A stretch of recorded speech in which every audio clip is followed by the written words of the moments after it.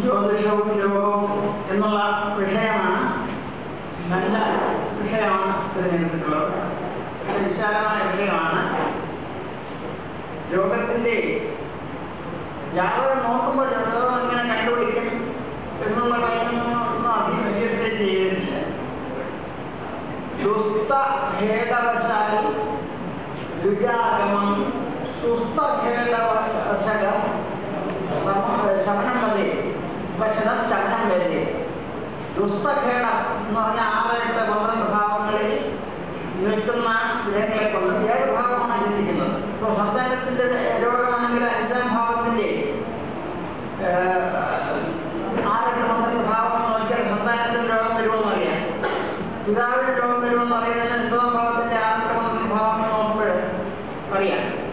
രോഗസ്ഥിതിയാക്കി രോഗഭാവം ഗ്രഹസ്ഥിരഭാവങ്ങളെ മറ്റ് സംസ്ഥയും അങ്ങനെ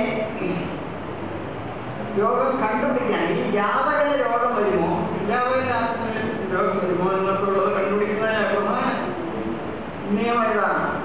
ആ ദുസ്തമായിട്ടുള്ള ഘടകങ്ങളുണ്ടെങ്കിൽ അതിൻ്റെ ദശാപഹാരങ്ങളിലെ രോഗം വരും. സ്വസ്ഥമായിട്ടുള്ള രോഗങ്ങളുണ്ടെങ്കിൽ ആ സമയത്ത് അതിന് ശമനം കിട്ടുന്ന. രണ്ടാമത് രോഗം ആഭ്യന്തരമാണോ ബാഹ്യമാണോ?